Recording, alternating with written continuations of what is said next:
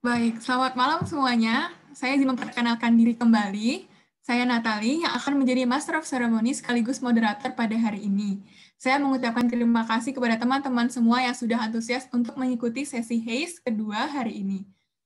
Saya izin mengingatkan kembali untuk teman-teman mengisi absensi peserta yang berada di chat room yang sudah saya kirimkan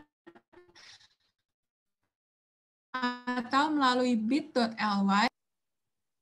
Untuk mendukung jalannya acara hari ini, teman-teman dimohon untuk mematikan kamera dan juga mikrofon. Dan apabila teman-teman ingin mendengarkan audio dalam bahasa tertentu, baik Inggris ataupun Indonesia, dapat menggunakan fitur Zoom Interpretation dan memilih channel English atau Indonesian. Nah, teman-teman, sebelum kita memulai acara hari ini, kayaknya kurang tepat kalau saya belum apa itu HAZE dan orang-orang di balik Pollution merupakan sebuah kolaborasi capacity building dari CIMSA dan Inspire. CIMSA merupakan organisasi mahasiswa kedokteran Indonesia yang berbasis aktivitas. CIMSA memiliki 6 divisi atau bisa juga disebut standing committee yang bekerja pada ranahnya masing-masing. Salah satunya adalah SCORP, Standing Committee on Human Rights and Peace, di mana SCORP berfokus pada manajemen pra dan pasca bencana, hak atas Apakah suara saya dapat terdengar jelas? Terdengar. Baik, saya lanjutkan. Selanjutnya adalah Inspire. Inspire Health Advocates for Clean Air adalah sebuah gerakan yang diinisiasi oleh Vital Strategies. Inspire memiliki tujuan besar untuk menggerakkan tenaga kerja kesehatan, public health professionals, dan berbagai organisasi untuk dapat mengadvokasikan udara yang bersih dan sehat. Merupakan sebuah kebanggaan bagi kami, CIMSA dan Inspire, untuk dapat berkolaborasi mengadakan HAZE. Kolaborasi HAZE antara CIMSA dan Inspire ini terdiri dari 3 sesi, di mana sesi pertama telah dilaksanakan pada bulan November 2020, dan sesi kedua akan kita laksanakan bersama-sama hari ini dengan tema Local Action for Healthier Nation.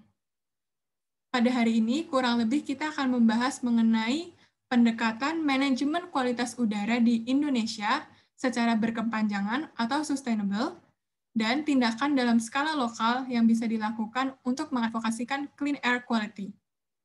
Nah, sebelum kita mulai sesi kita pada hari ini, saya akan memperkenalkan pembicara kita terlebih dahulu, pembicara yang luar biasa yang akan membagikan ilmunya kepada teman-teman di sini. Kepada kakak-kakak dari Clean Air Catalyst, waktu dan tempat saya persilahkan, dan kepada moderator, bisa bantu untuk share screen PowerPoint dari Clean Air Catalyst. Terima kasih. Oke, terima kasih Natali. Perkenalkan, nama saya Ririn Radiawati Kusuma. Saya adalah Indonesian Country Coordinator for Environmental Health dari Vital Strategies. Jadi sebelum kita masuk pada penjelasan Clean Air Catalyst yang akan dipresentasikan oleh Nindi nanti, saya akan menjelaskan dulu. Jadi Vital Strategies ini adalah bagian dari konsorsium Clean Air Catalyst yang dipimpin oleh WRI. Dalam hal ini di Indonesia adalah WRI Indonesia. Nah, nanti ke depannya untuk kegiatan CIMSA ini kami harapkan bisa menjadi salah satu champion untuk kegiatan yang Vital Strategies dukung, yaitu health sector engagement. Jadi nanti akan ada beberapa pembicara-pembicara yang amat sangat seru dari istilahnya saintis dari koalisi Clean Air Catalyst ini yang akan bisa membagi ilmunya dan juga membagi pengalamannya tentang polusi udara dan juga kesehatan kepada teman-teman CIMSA semua. Kita langsung aja mungkin dari Mbak Nindi dari WRI, silahkan Nindi. Terima kasih Mbak Ririn untuk pembukaannya. Halo teman-teman CIMSA, perkenalkan aku Nindi dari WRI Indonesia. WRI itu sendiri World Resources Institute, dan mungkin pada malam ini aku ingin memperkenalkan sedikit mengenai program Clean Air Catalyst.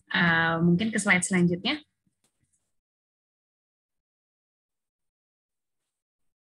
Oke, jadi Clean Air Catalyst ini sendiri merupakan sebuah program 5 tahun yang dibentuk oleh USAID dan terdiri dari beberapa organisasi global yang dipimpin oleh WRI. Dan untuk Clean Air Catalyst ini sendiri ada beberapa kota yang menjadi pilot project, yaitu yang pertama ada di India dan yang kedua di Jakarta. Ini dua kota ini dipilih karena mungkin salah satunya memiliki tantangan polusi udara yang cukup menantang. Jadi di kota kita di Indonesia dan di Jakarta kita akan menjalankan program ini juga. Dan di dalam konsorsium CAC ini kita punya banyak organisasi yang juga merupakan expert di bidang polusi udara, mulai dari WRI, Vital Strategies, terus abis itu ada Climate and Clean Air Coalition, EDF, dan masih banyak lagi. Jadi di dalam konsorsium ini kita akan bersama-sama mencari tahu bagaimana caranya untuk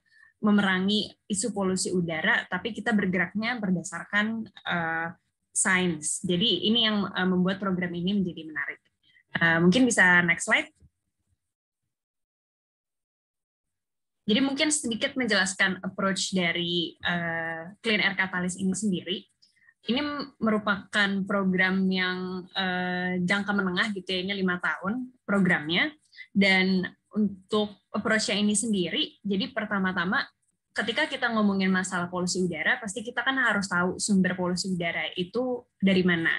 Dan di masyarakat sendiri saat ini masih banyak terjadi perdebatan di mana sih sebenarnya sumber yang paling besar, dan apakah itu dari misalnya dari luar daerah atau ternyata itu berdasarkan dari aktivitas masyarakat di dalam daerah itu sendiri. Masih banyak perdebatan di situ. Jadi di program Clean Air Catalyst ini kita dengan peneliti-peneliti di konsorsium global tersebut, kita bersama-sama berusaha memecahkan masalah atau pertanyaan tersebut. Jadi kita akan melakukan penelitian untuk mencari tahu sumber polusi udara yang ternyata kontribusinya besar dan berbahaya, apa sih yang perlu, yang paling urgent untuk diatasi. Lalu kedua, ketika kita sudah mengetahui sumbernya, kita akan mengidentifikasi apa sih strategi dan kegiatan yang bisa dilakukan untuk memerangi hal tersebut, apa yang harus dilakukan kita sebagai masyarakat, pemerintah, terus habis itu mungkin sektor private, dan segala pihak lainnya untuk bisa menurunkan polusi udara. Dan yang terakhir, ketika sudah strateginya udah teridentifikasi, kita bersama-sama mengupayakan solusi itu biar bisa menjadi nyata. Jadi itu overall kegiatan kita selama 5 tahun ke depan, dan nanti kita juga akan menantikan sharing session dan juga kolaborasi ke depannya bersama dengan CIMSA, terutama untuk di bagian yang berkaitan sama health ya. Mungkin itu dulu perkenalan dari aku. Terima kasih untuk CIMSA sudah mengundang dan memperbolehkan kita untuk memperkenalkan kegiatan ini, dan looking forward to work with you in the upcoming 5 years. Terima kasih teman-teman.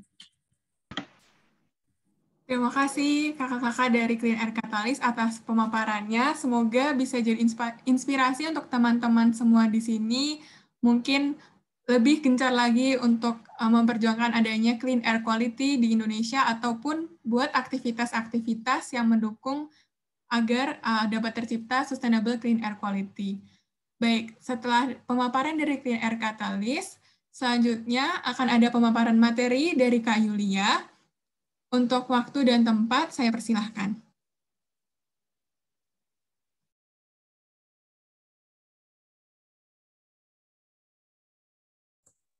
Halo, selamat malam semuanya. Suara saya terdengar jelas ya? Jelas, Kak. Oke. Iya, selamat malam semua. Saya ingin mengucapkan terima kasih banyak khususnya kepada WRI, kepada Vital Strategies, kepada CIMSA yang telah memberikan kesempatan ini kepada saya untuk presentasi pada malam ini. Saya sangat senang sekali di sini. Terdapat beberapa wajah-wajah yang saya cukup kenal, seperti ada tadi ada Nindi, ada Mbak Ririn, gitu. Terima kasih banyak. Sebelum memulai, saya merasa senang untuk ikut dalam acara ini karena ada 3 hal. Hal pertama adalah karena WRI dan Vital Strategies merupakan salah 2 bagian dari konsorsium yang terlibat dalam Clean Air Catalyst, yang merupakan salah satu program kerjasama dengan DKI Jakarta. Itu dia. Jadi Jakarta terpilih sebagai salah satu kota Clean Air Catalyst.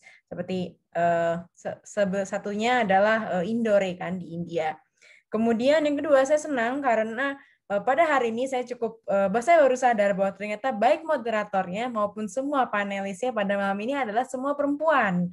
Jadi ini merupakan salah satu woman empowerment ya untuk kita semua. Jadi saya senang sekali. Biasanya kadang-kadang tidak ada gender balance ya gitu. Ternyata sekarang malah perempuan semua. Dan yang ketiga, saya senang juga karena nyata ini isinya adalah anak-anak muda semua. Saya lihat di participant name-nya itu ada yang pakai FK segala macam. Waduh, masih mahasiswa ternyata. Dan saya yakin anak-anak muda rela meluangkan waktu Jumat malamnya untuk ikut webinar malam ini. Tentunya bisa menghasilkan satu hal yang berfaedah, tidak hanya bagi kampusnya, tidak hanya bagi kotanya, tapi juga bagi Indonesia. Oke, next slide.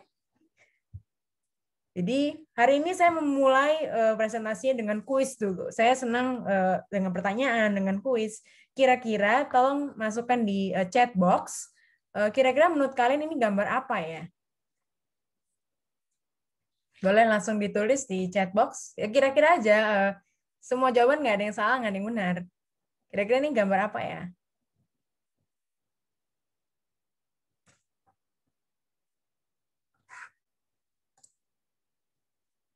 Oh, ada yang sudah menjawab 1 orang. Level polusi udara. Oke, ada lagi? Ini moderatornya yang malah menjawab. Ada lagi mungkin dari yang lain? Kira-kira ini ada gambar apa?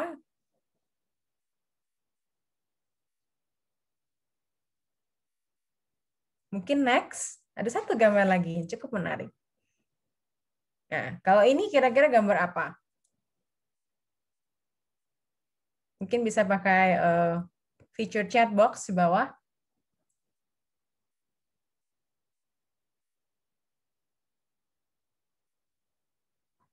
Anyone? Bisa menebak? Nggak usah malu-malu, nggak usah takut salah. Barcode mapping. Oh, Indonesian map. Persebaran level polusi udara. Apa nih tadi? Kadar udara. Oh, kadar udara. Oke. Oke, next. Kita lihat apa jawabannya sebenarnya. Nah, betul sekali bahwa tadi grafen tadi adalah sebenarnya level kualitas udara di Jakarta yang dipantau per jam. Dipantau per jam. Ini gambar yang saya ambil pada tanggal 22 Maret kemarin, jadi hari Senin, di stasiun pengukuran utama kualitas udara di Jakarta, di stasiun GBK. Gitu. Jadi Jakarta sebenarnya ada beberapa stasiun, nanti saya jelaskan di slide-slide berikutnya. Kurang lebih ini saya ambil dari yang GBK dulu. Dan di situ seperti kita lihat bahwa di kadarnya polusi udara, atau kita sebutnya kalau di Indonesia ada namanya ISPU, Indeks Standar Pencemar Udara, itu ada 5 kategori. Kategori baik, sedang, tidak sehat, sangat tidak sehat, dan berbahaya. Dan masing-masing kategori ini terdiri dari 1 nilai koefisien. Jadi kalau angkanya semakin tinggi, maka semakin berbahaya dan semakin tidak sehat udara yang kita hirup sehari-hari. Dan untuk parameternya sendiri ada beberapa parameter kritis yang memang selalu dipantau setiap jam, mulai dari partikulat 10, jadi PM10, PM2,5, terus ada SO2, ada CO, O3, NO2, dan juga ada HC. Kurang lebih seperti itu. Next. Iya, ini dia jawaban untuk yang gambar kedua, yaitu benar, yaitu soal Indeks Standar Pencemar Udara di Indonesia. Ini diambil juga pada tanggalnya sama, 22 Maret, dan memang sudah kewajiban bagi kota-kota untuk memantau selama per jam. Jadi kita akan selalu pantau per jam. Jadi kita bisa lihat kenaikan, keturunan ya. Jadi bisa kita lihat di sini bahwa sebagian besar ini levelnya bagus dan sedang ya. Hanya 1 yang levelnya agak sedikit tidak sehat, ya itu di daerah Sumatera, dia angkanya 105. Itu kemarin tanggal 22 Maret.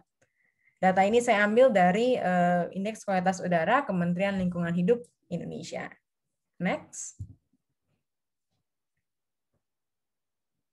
Nah, apabila kita bicara sekarang soal polusi udara dan juga perubahan iklim, sebenarnya ini seperti apa namanya saudara kandung, sama tapi juga tidak sama gitu, berhubungan tapi tidak sama. Kenapa? Karena kalau kita bicara perubahan iklim itu yang kita ukur adalah emisi karbonnya, ya kan? Dan kalau misalnya pencemaran udara yang kita ukur adalah tadi parameter-parameter tadi, mulai dari partikulat 10, PM10, PM2,5, CO, SO dan sebagainya gitu. Jadi ini kurang lebih sama tapi berhubungan. Kenapa saya bilang berhubungan? Karena saya akan menganalogikan ini seperti bak mandi, ada bathtub analogy di situ kalau lihat dari gambar.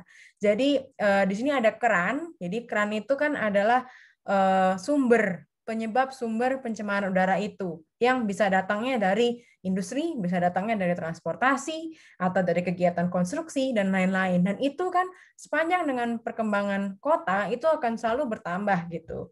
Tetapi kan kalau kita lihat bak mandi itu sendiri kan ada faucetnya di bawah ya, ada seperti drainnya di bawah, itu diumpamakan sebagai apa namanya satu cycle natural yang ada di alam gitu, dengan adanya pohon, kemudian adanya penghijauan, adanya lain-lain yang bisa menyerap itu dan mengubah itu menjadi apa namanya menjadi satu udara yang bersih gitu kan, itu disaring. Jadi kita secara alamiah itu di bumi ini dan juga di kota-kota sudah punya cycle-nya gitu. Tapi kita juga tidak mau gitu air di dalam bak mandi kita ini jadi penuh, jadi luber gitu. Nah, air yang dalam bak mandi ini adalah sebenarnya polusi udaranya gitu. Dalam iklim juga sama, kita nggak mau nih emisi karbon kita berlebih-lebih. Kenapa? Karena kota-kota kita dan lingkungan hidup kita menjadi tidak layak huni lagi gitu. Jadi mirip-mirip nih gitu. Next. Nah, sekarang tadi beranjak dari satu teori yang cukup general ke Jakarta. Gimana sih sebenarnya keadaan di Jakarta? Next. Nah, ada satu kuis lagi.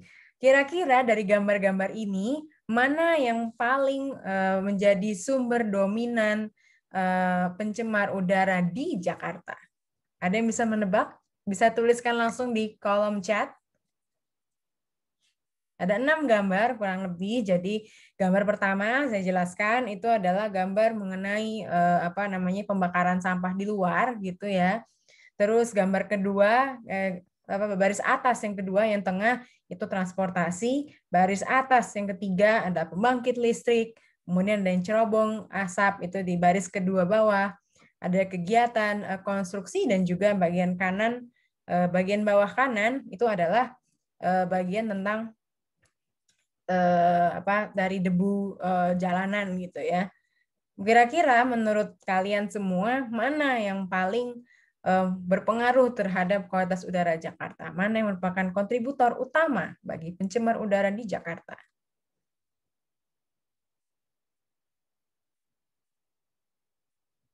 Ada yang bilang transportasi, asap pabrik,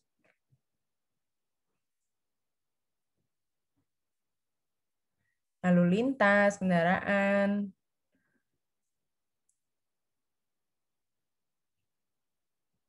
Oke, next. Kita lihat apa jawaban yang benar. Ya, jawaban yang benar sebenarnya jadi ada sedikit perbedaan antara ketika kita melihat pencemaran udara pada saat musim penghujan atau musim kemarau. Ini ada sedikit sekali perbedaan perbedaan mana sumber-sumbernya dan komposisinya gitu.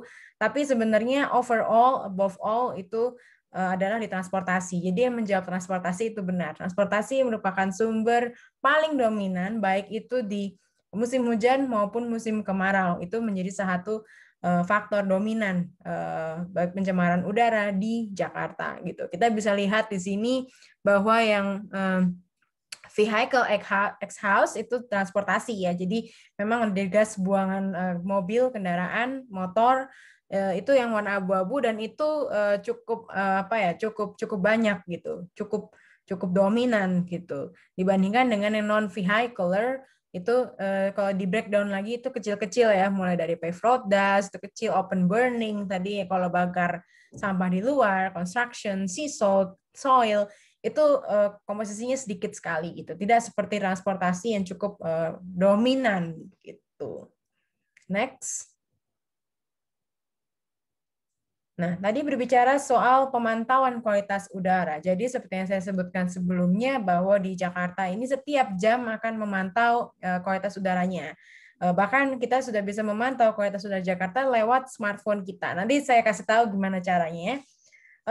Tapi intinya di Jakarta itu kita punya 8 stasiun pemantauan, 5 itu yang sudah fix, dan 3 itu yang sifatnya mobile. Jadi hanya ditempatkan di tempat-tempat tertentu apabila kita mau evaluasi satu kebijakan atau memang ada permintaan tertentu dan sebagainya.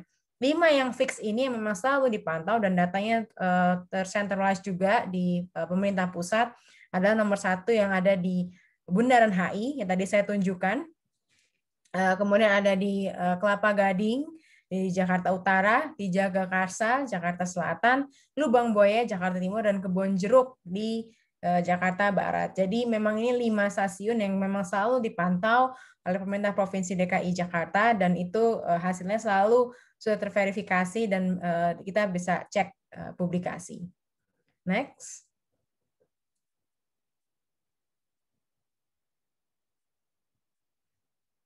Ya. Ini sedikit hasil bagaimana sih dari monitoring itu yang dilakukan setiap jam, bagaimana hasilnya gitu. Jadi ini merupakan data kualitas udara Jakarta yang diukur melalui indeks ISPU tadi, jadi indeks standar pencemar udara selama dari tahun 2011 sampai 2020. Jadi kurang lebih ada 10 tahun. Dan di sana apabila dilihat terjadi improvement ya, terjadi peningkatan kualitas dari 2011 ke 2019 dan ke 2020. Dan memang di tahun 2020 kemarin memang ada satu satu perubahan besar yaitu COVID, di mana memang dengan adanya kebijakan PSBB maka kita tidak bisa kemana-mana, mobilitas dibatasi dan sebenarnya itu memberikan dampak sedikit bagi kualitas udara di DKI Jakarta menjadi lebih baik gitu. Jadi kalau bisa dilihat di sini, ini cara membacanya adalah bagian yang sebelah kiri atau yang garis X itu merupakan jumlah hari dalam 1 tahun. Dan kemudian kalau yang ke kanan itu adalah tahun gitu. Jadi kita lihat di sini bahwa jumlah hari yang menyatakan bahwa dia itu tidak sehat, jadi warna merah sama warna kuning itu semakin lama semakin menurun gitu. Sedangkan yang sedang dan baik itu justru makin banyak. Dan kami sedang berusaha di Pemerintahan Provinsi Jakarta supaya jumlah hari dengan kualitas udara baik ini makin banyak gitu, semakin meningkat. Kurang lebih seperti itu. Next. Nah, ini tadi yang saya sudah singgung sedikit mengenai blessing in disguise. Jadi sejak pandemi COVID merebak di Indonesia mulai Maret 2020, itu Jakarta secara komprehensif menerapkan kebijakan PSBB atau pembatasan sosial berskala besar seperti yang teman-teman tahu.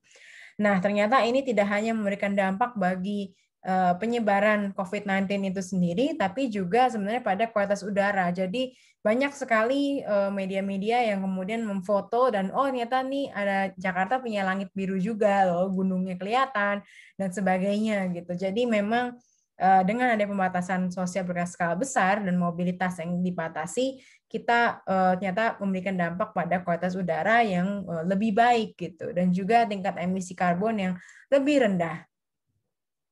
Next. Nah, kembali lagi nih, kita tadi sudah bicara soal source-nya apa sih, sumber pencemar udara di Jakarta apa sih yang paling dominan.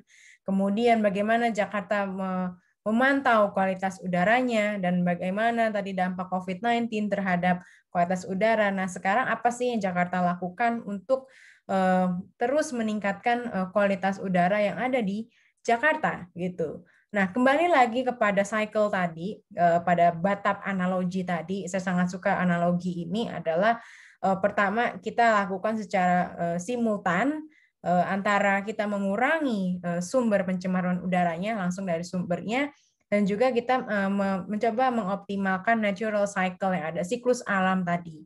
Nah, mengurangi dari sumber itu kita ada dua hal. Jadi kita mengurangi dari sumber yang bergerak dan ada sumber yang tidak bergerak. Sedangkan kalau yang natural cycle itu kita lakukan dengan mengintensifkan penghijauan gitu dan juga pertanian perkotaan di beberapa wilayah di DKI Jakarta. Next.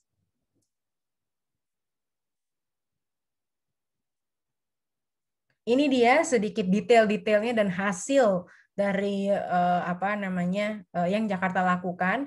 Memang yang Jakarta lakukan cukup tersebar di beberapa sektor, tapi somehow itu terintegrasi gitu. Jadi yang pertama pengurangan sumber polusi udara dari sumber yang bergerak. Jadi misalnya kita punya kebijakan ganjil genap. Memang selama pandemi kebijakan ganjil genap tidak bisa dilaksanakan, tapi sebelumnya itu selalu dilaksanakan ganjil genap.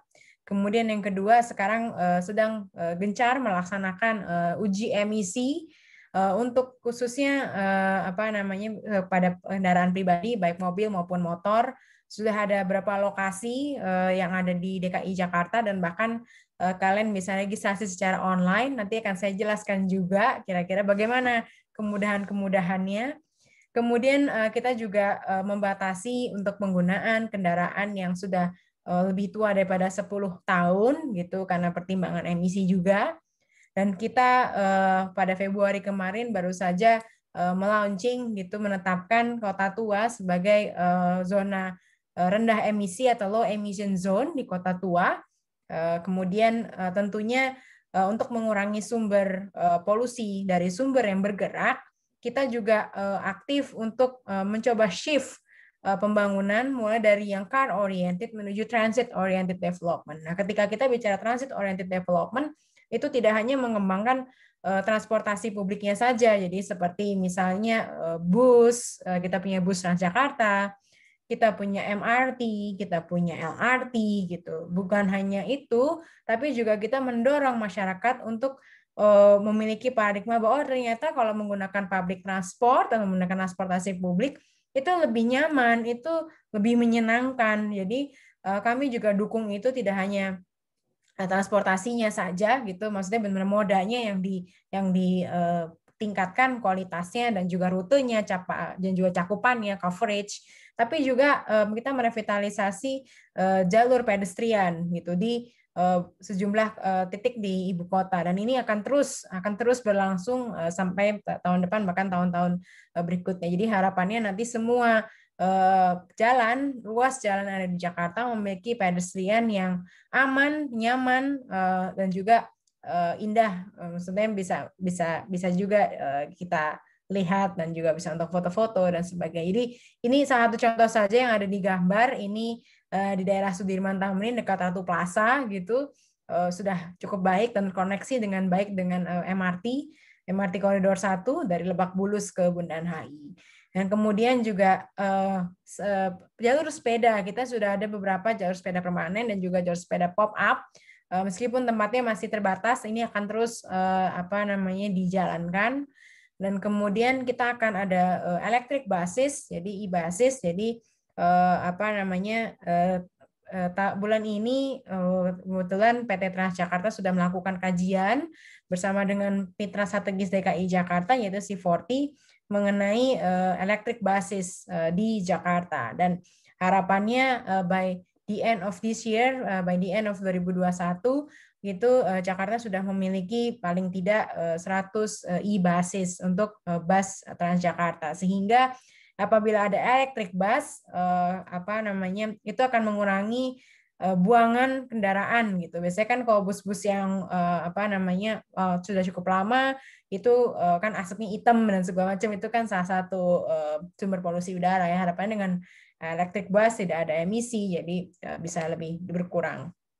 Kemudian untuk yang upaya pengurangan emisi pencemar udara dari sisi sumber yang tidak bergerak, itu kita terus melalui Dinas Lingkungan Hidup terus memantau dan mengawasi cerobong-cerobong asap pabrik yang ada di DKI Jakarta tentunya. Kalau di luar DKI Jakarta biasanya kami bekerja sama. Kemudian juga instalasi panel tenaga surya di sejumlah titik gedung di ibu kota gitu. Beberapa tempat, salah satunya ada di Mall Ion yang ada di Jakarta Green City, itu sudah menggunakan tenaga surya untuk pembangkit listriknya, sehingga pencemar udara dari pembangkit listrik itu juga bisa diminimalisir. Next.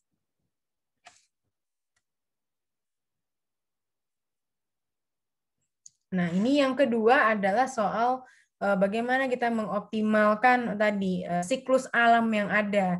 Jadi seperti kita tahu kalau misalnya karbon itu kan pasti bisa diserap oleh tanaman, kemudian tanamannya akan mengeluarkan udara bersih. Nah, ini kita juga lakukan secara paralel tadi, jadi mengurangi dan juga mengoptimalkan adalah pembangunan taman-taman, kemudian ruang terbuka hijau, dan juga mencoba urban farming gitu pada tingkat RT, RW, kelurahan, kecamatan. Jadi tingkatnya neighborhood.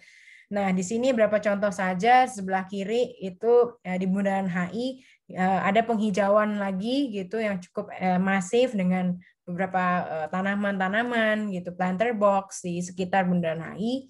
Kemudian juga ini ada Taman Hutan Kota Gelora Bung Karno (GBK), dan juga ada beberapa banyak lagi Taman Maju Bersama yang sudah dibangun, dan kemudian kalau penghijauan juga dilakukan di tempat-tempat atau lokasi-lokasi yang seperti median jalan. Kalau lihat di Jalan Profesor Dr. Satrio di daerah Kuningan, di seberangnya Lotte Avenue atau Ciputra World, orang bisa mengatakan itu juga sekarang kita lakukan penghijauan sehingga di tempat-tempat yang memungkinkan, bahkan di trotoar bisa ada jalur hijaunya juga gitu. Jadi memang kita ekstensifkan untuk penghijauan.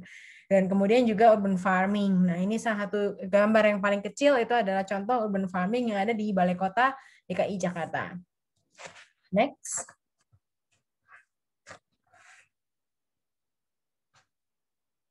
Nah, sekarang tadi sudah disebutkan kan banyak aksi-aksinya. Kira-kira menurut kalian bagaimana aksi-aksi ini memberikan dampak pada kualitas udara di Jakarta? Next. Ini sedikit evaluasi saja dari kebijakan-kebijakan yang sudah dilakukan di Jakarta.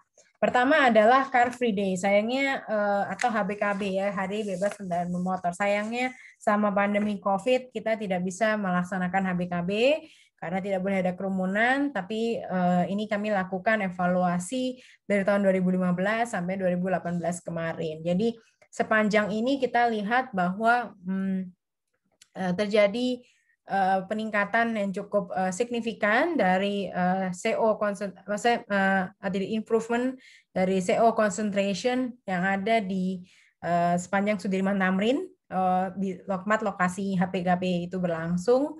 Jadi ada improvement, jadi mulai dari 2015 yang cukup tinggi gitu sampai di tahun 2018 akhirnya sangat cukup rendah. Dan saya sangat senang sekali di HPKB karena itu merupakan momen di mana Sudirman Tamrin yang biasanya selalu penuh dengan kendaraan ini benar-benar bebas dan hanya untuk masyarakat berolahraga, kemudian menikmati hari Minggunya. Dan ini merupakan salah satu cara juga sebenarnya untuk mendorong masyarakat supaya lebih aktif. Gitu. Jadi active citizen, lebih aktif berada di luar berolahraga, sehingga bisa meningkatkan kesehatan juga sebenarnya. Dan itu didukung karena tidak ada kendaraan sama sekali di hari Senin itu. Jadi hari Minggu itu pada jam 6 pagi sampai jam 11 siang. Jadi di momen itu masyarakat bisa berolahraga tanpa harus menghisap gas buangan kendaraan. Next. Nah, sekarang evaluasi mengenai ganjil genap. Memang selama pandemi ganjil genap tidak bisa dilaksanakan, tapi di sini sedikit evaluasi yang sudah terjadi ya di tahun 2019 dari tahun 2019. Jadi di tahun 2019 ini sebelum masa perluasan, jadi sebelumnya memang ganjil genap itu hanya di apa namanya di yang berwarna merah. Kalau lihat di kanan, di bagian kanan atas hanya di warna merah saja koridor utama seperti Semanggi, kemudian Sudirman Tamrin. Nah, kemudian ini diperluas ke beberapa wilayah, beberapa ruas jalan utama yang ada di Jakarta, dan selama itu berlangsung kita evaluasi dan kita lihat bahwa rata-rata kandungan PM2,5 ini mengalami penurunan, dan turun itu sekitar 21,9%. Jadi turunan yang cukup signifikan dari sebelumnya itu mungkin turunnya cuman paling sedikit. Sekarang makin lama semakin rendah gitu PM2,5-nya. Next. Dan ini evaluasi terbaru dari LEZ. Jadi pada 8 Februari kemarin itu resmi bahwa Kota Tua itu menjadi low emission zone, dan di situ memang yang koridor utamanya Kota Tua itu tidak bisa dilewati, jadi kendaraan harus agak sedikit berputar gitu. Jadi memang khusus untuk pejalan kaki atau pesepeda dan segala macam, pokoknya kendaraan tidak boleh lewat sana.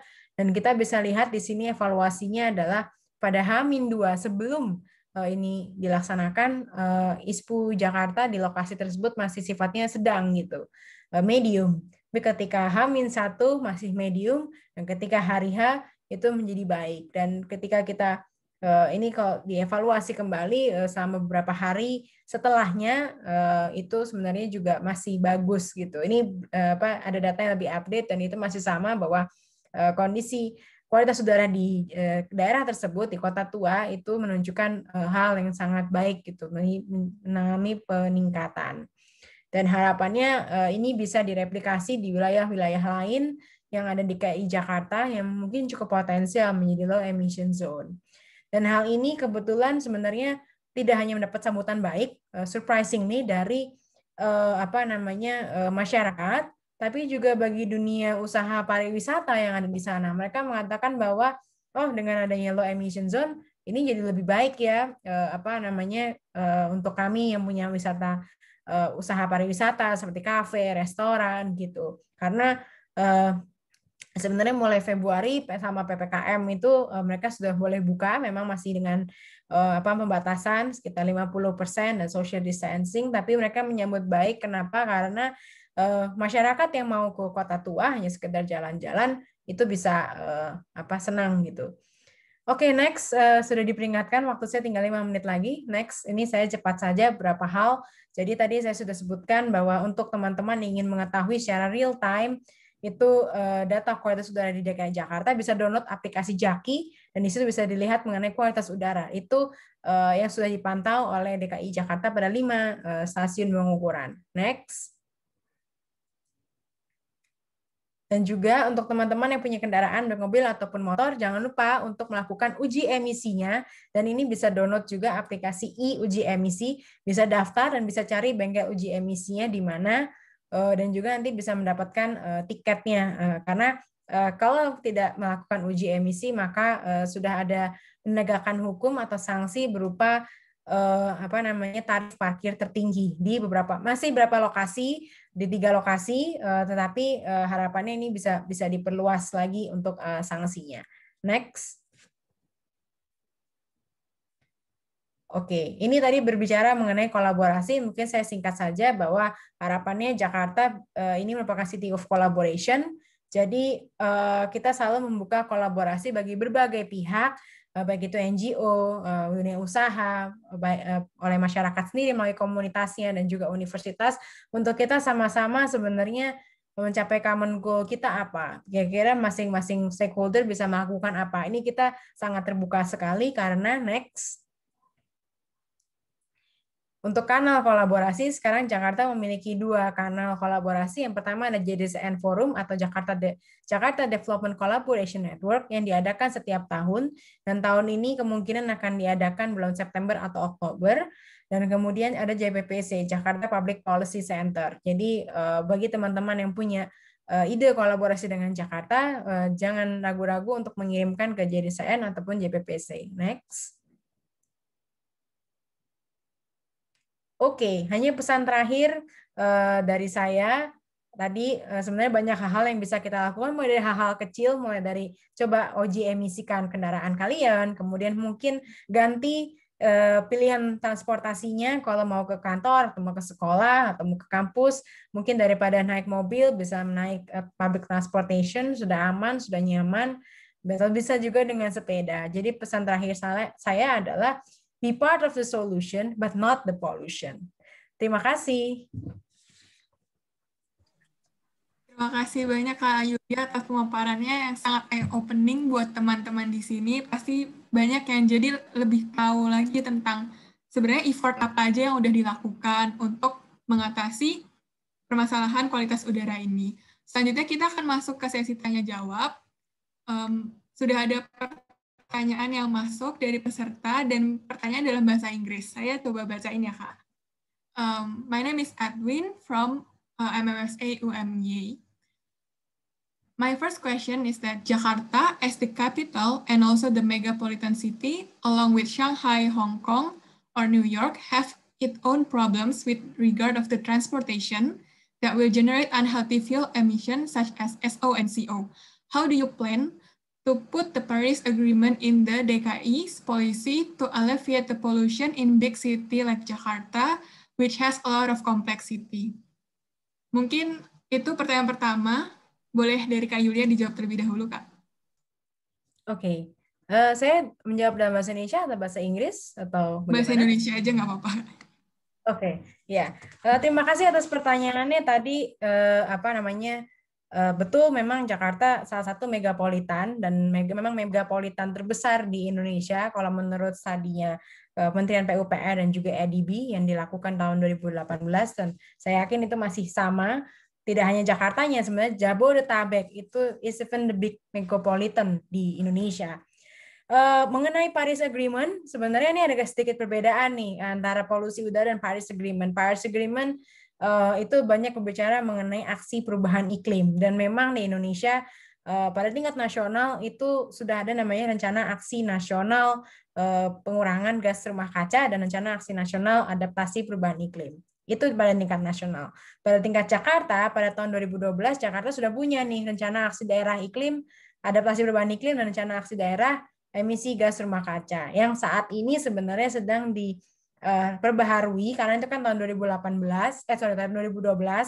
Jadi sekarang kita akan perbaharui lagi, karena sudah cukup lama gitu. Dan apakah ini masih sesuai dengan kondisi Jakarta, masih sesuai dengan adanya pandemi COVID-19, tentunya akan ada perubahan yang cukup besar, terutama dalam bidang perencanaan dan juga penganggaran, sehingga memang banyak sekali hal-hal yang perlu direvisi. Salah satunya adalah memang RAD-GRK dan RADAP ini gitu. Dan saat ini memang sedang dilakukan bersama penyusunan ini dengan bantuan salah satu mitra strategis DKI Jakarta, yaitu C40 gitu. Sedangkan kalau untuk polusi udara sendiri, kita juga sedang menyusun grand design peningkatan kualitas udara bekerjasama dengan Vital Strategies gitu. Jadi stay tune, kita akan segera mempublikasikan tentang ini, kira-kira aksinya apa saja, karena tentunya kita sudah punya rencana dari dulu, tapi dengan adanya COVID-19 ini memang mengubah semua tatanan perencanaan, penganggaran, bagaimana kita merencanakan kota. Jadi itu kita harus reflect kembali, dan memang selain kita berusaha dari kewenangan pemerintah daerah untuk untuk vaksinasi sebagai salah satu bagian daripada antisipasi COVID dan juga PPKM, tapi juga kita ini jadi menjadi untuk bidang-bidang ini menjadi momen kita untuk refleksi gitu, karena banyak sekali yang akan berubah dan kita harus menyesuaikan ke depannya. Gitu. Terima kasih Kak Yulia atas jawabannya. Apakah menjawab kepada Edwin? Mungkin bisa chat to everyone menjawab Kak atau gimana? Oke, saya anggap menjawab ya kalau gitu. Mungkin kita langsung ke pertanyaan selanjutnya. Pertanyaan selanjutnya mengenai ini nih Kak, yang lagi rame banget belakangan ini, tentang limbah batu bara atau fly ash and bottom ash. Kan itu dihapuskan dari limbah 3B atau limbah berbahaya. Sebenarnya bagaimana dampaknya terhadap air pollution atau terhadap kualitas udara? Ada yang berpendapat bahwa itu sebenarnya pemanfaatan energinya akan sangat mendorong Indonesia untuk bisa jadi maju. Tapi di sisi lain ada juga yang bilang bahwa dampaknya bisa ke polusi udara dan menyebabkan ISPA atau infeksi saluran pernafasan akut. Mungkin dari Kak Yulia, gimana dampak dari limbah batu bara ini terhadap polusi udara atau kualitas udara? Ya, ya tentunya pastinya apa ya? Itu kan salah satu sumber polusi udara dari sumber yang tidak bergerak ya, berarti dari industri, pembangkit listrik, batu bara. Memang betul bahwa salah satu sumber polusi di Jakarta itu memang dari sumber tidak bergerak. Salah satunya adalah yang sudah disebutkan tadi. Dan memang upaya Jakarta untuk ini sebenarnya lebih kepada clean energy. Jadi kita akan mendorong clean energy berupa solar panel di gedung-gedung, terutama gedung pemerintahan dan gedung-gedung milik BUMD gitu ya. Itu ranah kewenangan Jakarta yang bisa Jakarta lakukan. Kalau kebijakan energinya sendiri memang kebetulan di Jakarta tidak memiliki kewenangan penuh karena seluruhnya kebijakan energi ada di pemerintah pusat. Tapi terus memang kami terus yang bisa kami lakukan atau dari pemerintah daerah itu adalah berkoordinasi dengan pemerintah pusat gitu. Hey, Jakarta ada permasalahan seperti ini, kira-kira apakah pemerintah pusat bisa membantu dan sebagainya begitu. Jadi ya begitulah gitu. Memang ada beberapa hal-hal yang kita tidak bisa selesaikan sendiri, dari pemerintah daerah tidak bisa selesaikan sendiri, tapi juga harus koordinasi dengan pemerintah pusat gitu.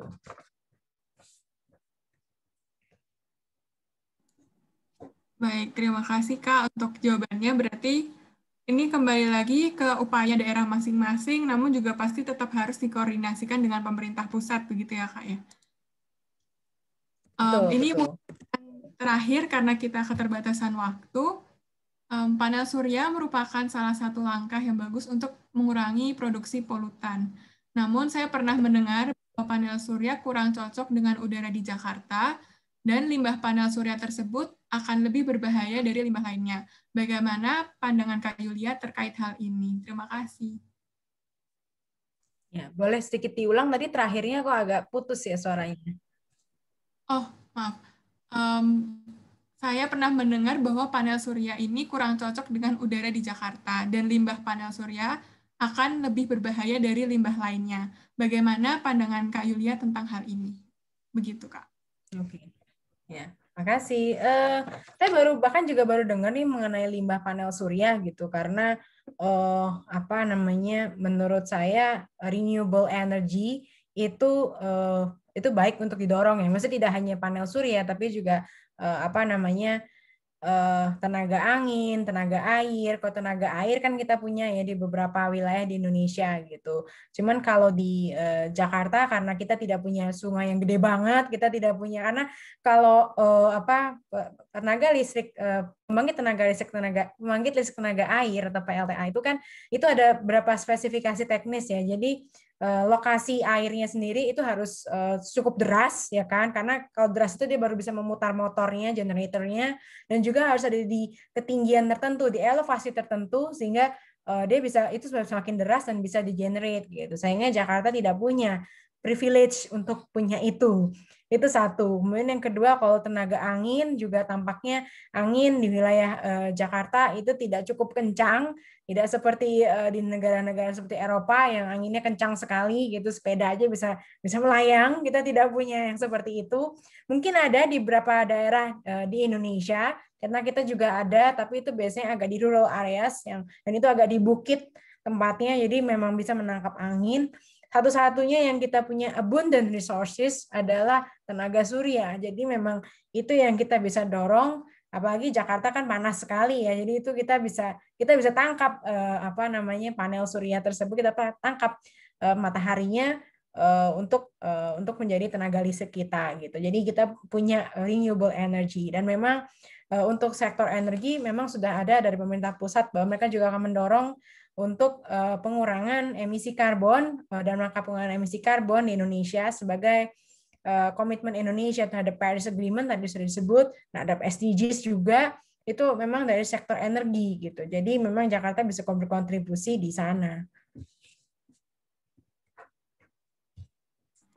Oke, berarti intinya adalah bagaimanapun bentuk renewable energy, kita harus berusaha untuk mendukung ya, karena itu baik untuk lingkungan kita. Dan memang pemakaiannya atau bentuknya mungkin dari tenaga angin atau tenaga surya harus menyesuaikan dengan resources yang ada di daerah masing-masing. Dan saat ini mungkin di Indonesia yang paling tepat adalah panel surya gitu ya, Kak. Iya, tentunya wilayah Indonesia tuh gede banget kan, jadi bisa aja ada wilayah yang kuatnya di anginnya kencang gitu, jadi silakan saja pakai angin. Atau yang yang air gitu, dia punya sungai yang cukup deras yang bisa dimanfaatkan, ya silakan saja. Sayangnya kalau Jakarta tidak ada yang lain-lainnya itu gitu, yang paling gampang adalah surya gitu. Oke, terima kasih banyak Kak Yulia atas presentasinya yang sangat bermanfaat untuk teman-teman di sini, dan juga dari sesi tanya jawabnya yang mungkin kurang lebih cukup menjawab rasa penasaran dari teman-teman di sini. Nah, untuk selanjutnya kita akan lanjut ke sesi berikutnya, yaitu pemaparan dari Chris, dari Inspire. Untuk Chris, the time is yours, dan untuk operator bisa bantu untuk share screen. Thank you so much, Natalie, and thank you, Ms. Yulia, for that great presentation and discussion about what's happening now in Indonesia and in Jakarta specifically. So good evening, everyone. My name is Carice Hamlet, and I am coming to you as a coordinator for Inspire, Health Advocates for Clean Air, which is an initiative of Vital Strategies. Inspire is a global coalition, as Natalie explained earlier, of clinicians, public health professionals, and organizations like CHIMSA, who are mobilized to advocate for clean and healthy air. We are so thrilled to be in partnership with CHIMSA and helping to execute the health sector engagement pieces of the Clean Air Catalyst program. Over the next several minutes, I'm going to speak with you about some of the specific key actions that clinicians can take to advocate for clean air locally. As just a bit of background, about 5 years ago, the World Health Organization produced a roadmap on the effects of air pollution and how the global response to it can be enhanced to reduce the adverse health effects, of air pollution exposure. At the center of this plan was the incorporation of clinicians and health sector leadership to raise awareness about these health impacts of air pollution and to shed light on the opportunities to protect the public's health through air quality management. Additionally, inclusion of the health sector in these conversations would make sure that the health concerns are accounted for in all of the local and national policies that are currently being implemented to address air pollution. So Inspire, this coalition called Inspire that we have, is designed as a way to help meet these goals by supporting health workers as clean air advocates. Next slide, please. So let's begin with talking a bit about air quality management more broadly. Air quality management you can think of as an ongoing cyclical process that is responsible for monitoring, evaluating, and addressing air pollution in any given area. Ms. Yulia also just spoke to you about many of these ongoing components in Jakarta, but let me just provide a brief summary. So the first set of activities, if you look at the bottom left bubble there, the first set of activities is rooted in assessment and evaluation.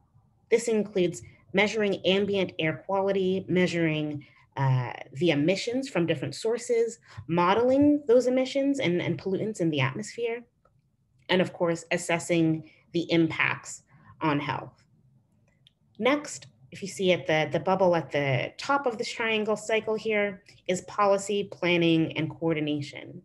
This includes activities like setting air quality targets, developing action plans to improve or maintain healthier air quality, setting air quality standards based on health and environmental impacts, and engaging different stakeholders or regions in a regional pollution control plan. And finally, the last component of air quality management cycle is the control measures. So these are the rules, the regulations, the incentives that must be enforced to reduce emissions.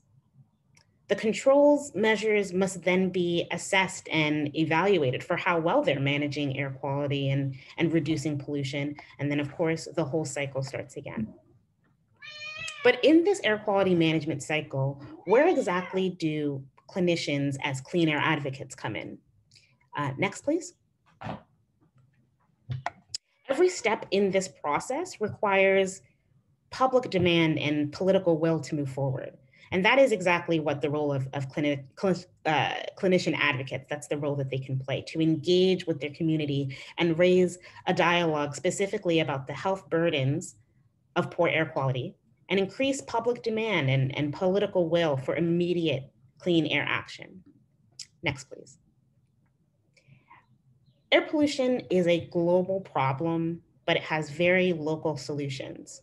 From an advocacy perspective, we have identified 4 basic types of activities that are especially useful for clinicians who are working to support a local clean air agenda. Those 4 actions are demanding public air quality data, demanding control of the leading sources, communicating the risk of air pollution to patients and the public, and also communicating those risks to fellow health professionals. So by engaging in each of these 4 actions at the local level, clinicians can begin to affect regional and even global improvements on air quality. I want to spend a few minutes looking a bit closer at each of these actions with you. So let's move to the next slide, please. So starting with demanding public air quality data, one of the most basic things that clean air advocates can do to support a local clean air agenda is to increase demand for local air quality monitoring and ask that that data be made available to the public. Sufficient air quality monitoring is one of the most foundational steps in ensuring clean air for all. Air quality data from monitors on the Earth's surface, as Yulia was talking before, there's a picture here showing where the monitors and the air quality index across Indonesia are shared. But these data can be integrated with remote satellite data to give us a clear model of the air pollution levels from different sources at any given moment. Measuring air quality enables communities to identify sources of pollution, to estimate the harms of pollution, as well as the benefits of clean air. It allows communities to monitor and enforce existing air quality management policies. And perhaps most importantly, it pressures decision makers. It helps to pressure decision makers to act. Alternatively, large gaps in monitoring or a lack of publicly shared data can lead to a lack of awareness, and that ultimately undermines any strategy to address air pollution. Ensuring public access to air quality data is one of the most important tools to increase public awareness about the local air quality, and that's really where the power in what clinicians can do lies. They can increase public demand and political will to invest in these air quality monitoring systems and the open communication of that data. Next, please. As I mentioned before, the second action that we want to take a closer look at is demanding control of leading sources. And Yulia talked about many ways that Jakarta specifically is working to address some of the most leading polluting sources in the city. Aggressive clean air action is needed to reduce pollution-related illness, as well as pollution-related death. And to reduce the emissions that contribute to climate change. The most effective way to do this, of course, is to control the pollution at its source. We place a special emphasis on urban areas or cities because we tend to see several important pollution sources have a tendency to be clustered in cities. And because the population density of cities or several urban areas offers a really unique opportunities for cost-effective interventions.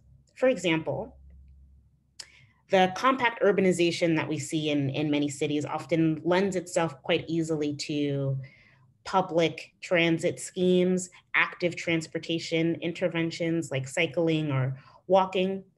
Dense urban areas can also be more efficient in distributing modern energy sources and managing community waste.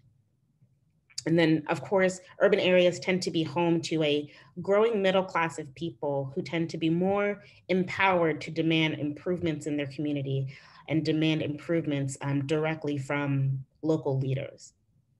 For these reasons, clinicians in demanding control of leading sources can draw attention to the health burdens that we see, particularly in cities, and advocate specifically for urban-centered solutions. Next slide. So here are some of the most effective policy and public health solutions for reducing air pollution, as well as its negative effects on health, organized by the top polluting sectors in Indonesia. Many of these Yulia also touched on, and I should mention that many of these sectors here are leading polluting sectors for many places in the world. But just to move quickly through the different policies by sector, I think many of you will be familiar with this. In the residential sector, the solutions are largely based on efficient building design and using cleaner fuels or cleaner technologies for cooking and heating inside of the home or inside different buildings. For transportation, we've talked already about public transit or walking and cycling and making that more accessible as a major intervention, along with setting emission standards and using cleaner fuels in the vehicles that are on the road.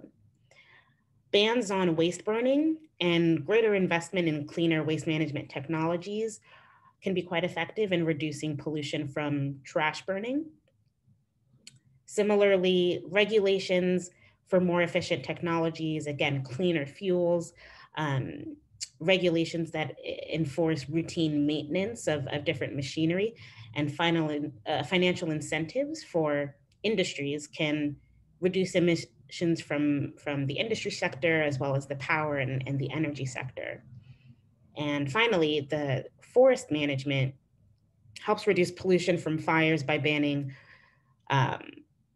enforcing bans on forest burning or implementing fire prevention strategies, which is certainly an area of focus in Indonesia and Southeast Asia more broadly. So of all of the solutions that I mentioned here, notice that they're all non-medical interventions. However, these are the exact solutions that we know have the most substantial and the most positive effects on health. Therefore, these are the types of actions for which clinicians and those of you in the health sector should be engaged in advocating. As promoters of good health, these are the policies that have the most positive and substantial and sustainable positive impacts on health. Next, please. The third action that I want to talk about is communicating risks of air pollution to patients as well as to the public.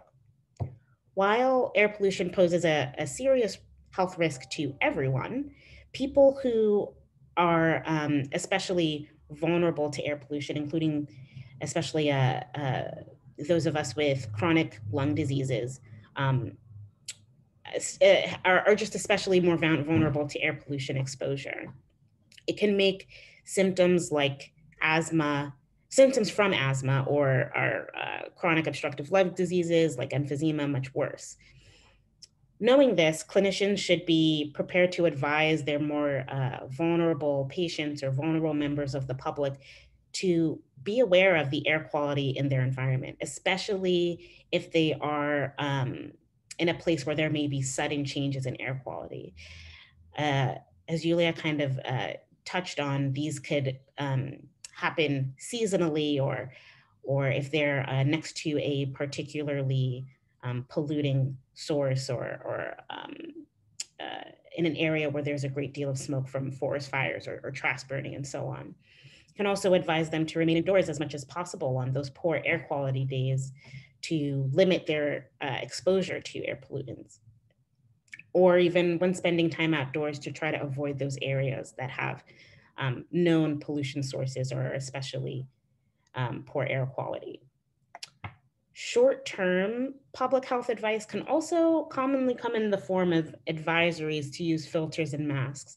However, it's important to note that the common use of these filters and masks often render them far less effective than people are aware of. For example, the particulate and gas filters require a frequent filter replacement, and you might imagine the higher the pollutant concentration in the air, the more frequently you'll need to replace the filters, and therefore the more expensive the maintenance costs are. So without the proper maintenance, the efficacy of these air filter devices certainly declines. And the effectiveness of respirators or face masks overall really depends on the type of pollutant that you're trying to protect yourself from, the mask design, and then of course how each person is actually using the mask. Simple paper dust masks are generally useless when it comes to reducing pollution exposure. Even the better designed respirators, some of you might be familiar with the N95 masks, offer inadequate protection when warm, mostly because of the poor facial fit. It's important to keep in mind with these things that no air filter or no mask is able to totally eliminate all of the pollutants in the air, especially when we're looking at the smallest ultrafine particles. A false sense of security from wearing a mask that offers little or no protection might actually lead to greater exposures if the wearers of the mask feel particularly emboldened to not take other preventative measures like avoiding heavily polluted areas. Next, please. Despite the guidance that clinicians can share with patients to reduce their exposure, clinical guidance to protect human health from health risks is tremendously limited. To understand this better, I just want to introduce this flowchart that connects clean air policies and regulations to human health. So just starting from the left and moving right, the existing policies and regulations have an impact on how polluting sectors might operate. Depending on the laws and the regulations, pollutants from these different sectors will be emitted into the environment from a variety of different sources, thus affecting the air quality. From that point, populations are exposed to the air quality by breathing in that air, and depending on how much pollution these different populations are exposed to, we can expect to see different impacts on human health. When we want to reduce the health harm that is imposed by air pollutants, we can generally imagine several points along this flowchart to intervene. Generally speaking, interventions that are targeting the left side of this flowchart, those first two bubbles on policies and emissions directly from the sources, these tend to be more effective harm reduction strategies and offer better health outcomes. That's because the changes at the beginning of this pathway are addressing the policy and the regulations, and certainly what is allowed from these different emission sources. Click through, please. While some of the harm for sensitive groups can be avoided through the clinical guidance that I just mentioned in the last slide, this guidance intervenes at the population exposure level and does not address the central causes of air pollution. Instead, and this is something that's, I really want to emphasize, instead, the best strategies for public health harm reduction are really focusing on these the beginning of this pathway, the clean air policies, the regulations, standards, and incentives for clean air initiatives. Next, please. The last action that I mentioned was communicating the risks of air pollution to other health professionals. Remember, the role of clinician advocates is to raise awareness and to create demand for clean air action among the whole public. That includes among other health professionals, your colleagues and your professional networks as well. Some notable organizations for health practitioners, including CHIMSA, are listed here on the right of the screen. These are all, the thing that all of these organizations have in common is that they're all membership organizations that have leveraged their power as a group of clinicians or a group of health professionals to bring attention to several different public health issues, many of them including air pollution.